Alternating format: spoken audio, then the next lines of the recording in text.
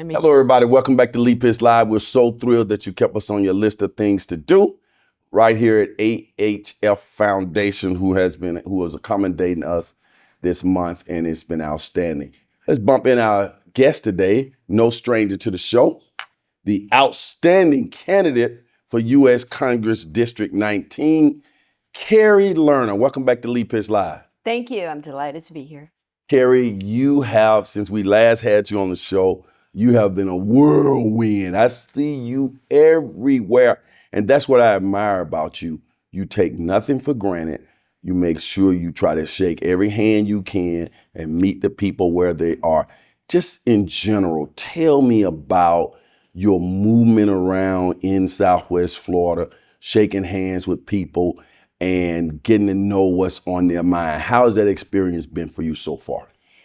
Thank you. It's really important. I think it's really important. That's the job, is to have your finger on the pulse of your district, of your community, of the various communities. When you're elected, you are elected to represent not just one particular group of people or another. And you need to be on the ground, face to face with people, talking about what their issues are. Because as your member of Congress, you are the liaison between us and the federal government. And that is the job. And you can't do the job if you're sitting in an office or if you're out in some other state running around or whatever. You need to be speaking to the people because you are representing the people, and you need to you can't rely on polls on television. You can't rely on, you need to be in and among the people, and not just people that are going to think like you. Mm-hmm. You need to be aware of, what are people concerned about, whether it's what I think they should be concerned about or not. You need to be aware of where they are and realize that's the job. The job is representing and serving. I'm a woman of faith. I live my life. I believe in service. You are to serve the people in your district. You are a candidate for District 19 U.S. Congress. Very diverse district. Yes. In fact, we got all types of races, income, age groups, disabilities, so on and so forth. Mm-hmm. One of the things I noticed is that you make sure that you touch all the communities. In fact, about last week, I saw you out there in 90-degree weather in the heart of the Dunbar community, moving around at Community Fun Day at Mount Hermon Church. You fit right in, you and your husband, just willing and dealing. Of course, you were immaculately dressed. Even at Leap Is Live after work, you are immaculately dressed. And I joke you about it, but I really admire the way you go about what you're doing. That, speaking of the African-American community, there's oftentimes there's disenchantment about voting. My vote doesn't count. Nobody is really, it's not important. What do you say to the African-American community in terms of supporting you and how important their vote is in this upcoming election? Well, first of all, it's important not just to say to people. When I'm out among the community, I try to ask open-ended questions and listen. And when I do hear that quite a bit, especially from a certain age group in the African-American community, and most specifically in the Dunbar community, and I hear that we have believed in people before, they made promises that just haven't materialized. So I think for me, it's very important that I not promise things that I can't be absolutely sure I can deliver. But what I can promise is that I hear you and I see you. And I am constantly looking for ways to help alleviate those concerns. Let's talk about insurance just real quickly. One of the biggest concerns across all the communities is the cost of housing for various reasons, whether it's renting or owning or whatever. It's the cost of housing. Now, insurance is the biggest factor in that. We all know that there's an insurance crisis in Florida. That's at the state level. But from the federal level, there is a candidate in Congressional District 13, Whitney Fox, who's put together a program. It's called the Cheaper Act. cutting homeowners' expenses and providing equitable rates. Okay, and it is a program loosely based on flood insurance. It's a disaster insurance pool, but it's taken nationwide, not just in a state, because then you have a bigger pool, and it would include wildfires, tornadoes, hurricanes, natural disasters, and earthquakes. And part of that program also is taking a lot of the grants that you can already apply for. There are a lot of grants that as a member of Congress, you can go in and you can work with people in your community. There's grant money available out there, but it takes your member of Congress to alert the communities, hey, we've got this opportunity. Let me help you walk through the process. Let's get your application in there, and then I'll fight for it. I will fight for those resources. But that's a way of bringing, from the federal government perspective, a way of, successfully bringing down the information and bringing that information to people. Bringing the information. To capsulize that right now, that program that you're talking about, it's up and running right now? No, it's a proposal. Okay. It's a proposed program, but it's a solution. Instead of just, arguing about who's at fault for the cause, let's look at solutions. And I'm really excited about that. I think that that's something that would especially benefit the African-American community. Absolutely. Mm-hmm. It's a community that doesn't necessarily always have direction on how to get access to resources that are available. What is your thoughts on Kamala Harris now being the current Vice President Kamala Harris now moving into the role of running for President of the United States? I'm delighted. I am absolutely delighted. The energy and the hope. The energy, the hope, instead of rehashing something that already happened. Joe Biden has done more than anyone ever thought could be accomplished in his term. But I think that trying to campaign, and we just got the hostages released. I know this will air later, but we just got those hostages released. You don't need to say that. And okay. Those hostages released. That was a huge coup. And that took many moving pieces working with our allies. We need our allies as much as they need us. Mm-hmm. And when situations like this come up, we need to behave with respect and decorum, not calling people names and not belittling other countries or belittling individuals. And that's part of you laughed at how I dress.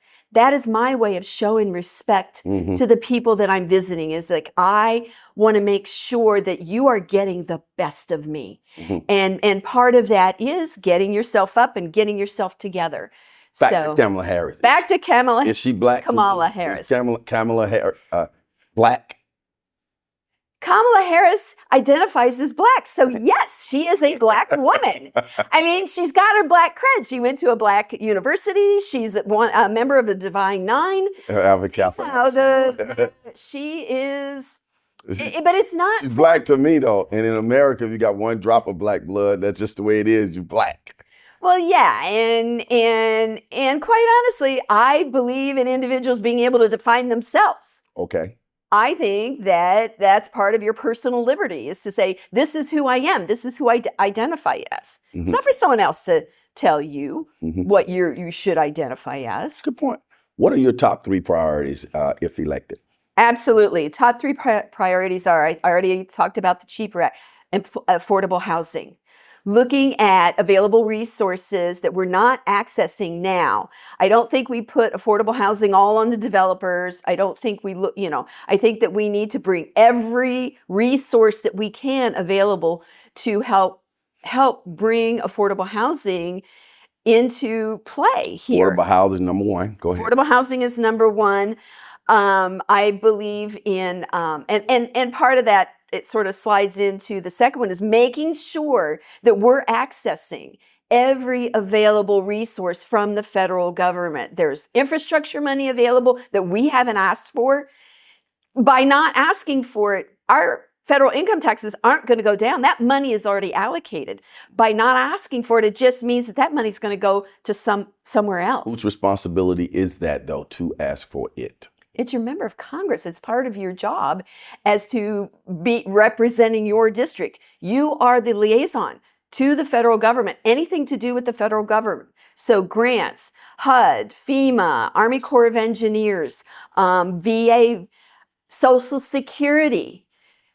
Protecting Social Security is a big, huge part of why I'm running. Make no mistake, Social Security is at risk, and the largest percentage of people in this district, whether you've got your own retirement or that's all you're looking for, most people in this district are counting on that Social Security. It's a promise that was made.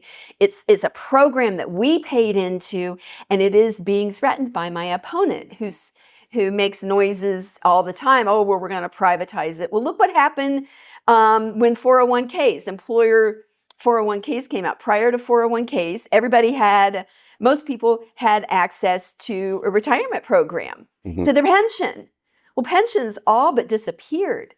And then look what happened with how volatile the market is. Your 401k is dependent on the market. So Kari Lerner is all for keeping the Social Security as it currently exists, the way it exists. Well, I think we need to make sure that the funding is safe.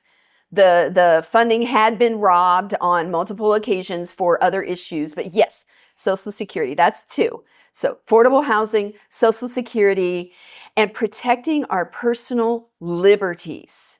The liberties, those inalienable rights that are guaranteed to us by the Constitution. That includes the right to worship, freedom of religion, the right to worship or not as you choose. They're trying to, in a lot of these, and this goes across a lot of different issues. It does go into healthcare.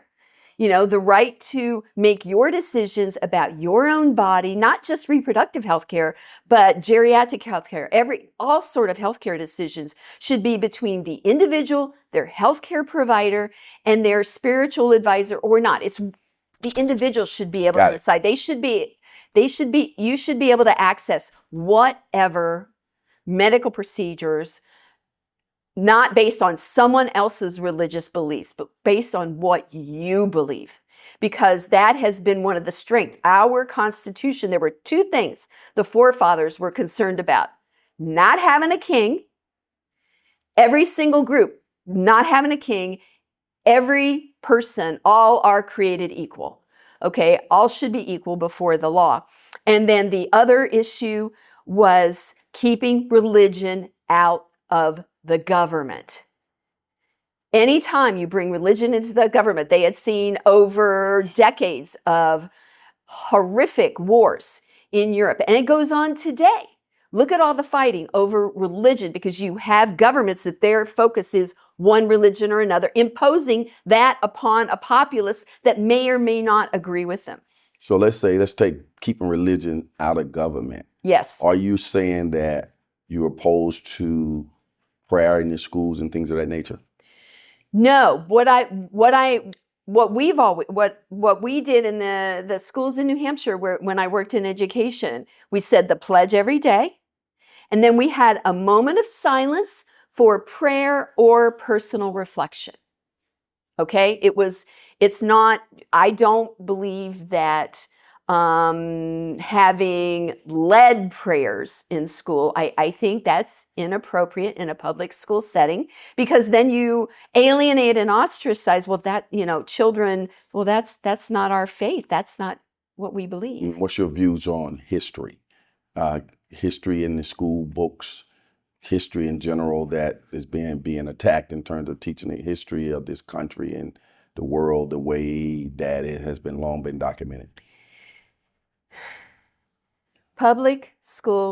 A quality public school education is a national security issue. It is essential that our populace understand history. You have to be taught history, how it happened, in order to learn and move forward. You have to learn history, warts and all. It needs to be taught exactly how it happened from different perspectives. You always hear the victors carry the narrative. The victors are the ones that teach the history. But we have the ability now to really look back and understand, well, there were some other perspectives here. And I think critical thinking requires the ability to look at and be exposed to and experience different perspectives from those that you may hold. When you hear diversity, equity, and inclusion, what comes to your mind, and is it a good thing?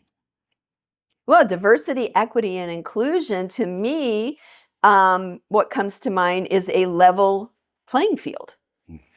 Is a level playing field. That's what comes to mind. That's what I hear. So it's a good thing. I see it as a good thing. When you are elected to office, Congress, state, federal, what would it be? U.S. Congress, District 19, and you, day one, when you walk into office, what's going to be your number one highest priority? My number one highest priority is going to make sure that I introduce myself to each and every one of my colleagues, because the job is not to go and independently just file a bunch of bills and think that things are just going to happen. You need to meet and learn, meet with your colleagues so that these are the folks you're going to have to work with to benefit your district. So I want to meet with every single member of Congress that'll meet with me, whether I agree with them or not. We still need to be working on behalf of the American people and on behalf of the members of my district. Before I wrap this up, I want people to understand your movement. When we finish this interview now and you take that microphone off, what's happening in the next couple of days on your agenda? Oh, it's not even the next couple of days. I'm going out canvassing this afternoon as long as the weather holds out. Tomorrow there are multiple events. I'm starting at 10:30. There's a candidate forum. And then after that, there are 3 different fairs and events that I'm going through just to go and speak to individuals that are there. And, you can't be afraid. There are a lot of people that say to me, Kari, aren't you afraid to let people know that you're there, what you support? And I'm like, no, these are Americans. These are my people, and they're the people I need to meet with them and speak with them to make sure that I understand the district and that I'm doing the job properly. You're on the ballot for the general election in November. You're Democrat. And your website. KariLernerforFlorida.com, all spelled out. KariLernerForFlorida. And they can also catch you on Facebook? Yes. I'm on Facebook. I'm on Twitter. X. I'm on Facebook and X, and we have an Instagram account. And donations can be made on your website? Donations can be made on the website. Yes, sir. Got it all in? You. Well, Kari, it's been a pleasure to have you stop by here on Lead Pitch Live as you continue your road to Congress, and good luck in your campaign. Thank you so much. Stay right there. As the saying goes on this particular show, for those who say it can't be done, they're usually interrupted by those like Kari Lerner. And remember, Miami might have the oranges, but Kari Lerner for Congress has got the juice. She's got the juice. We'll see you. Lead Pitch Live is a Lead Pitch Enterprise production. Hello, everybody. This is Lee. I'm so glad that you watched that particular show. And if you enjoyed that show, we got other shows like that. Just subscribe to our YouTube channel. Watch Lead Pitch Live on demand anytime. And also hit us up on all our social media platforms. Just type in Lead Pitch Live, and there you go.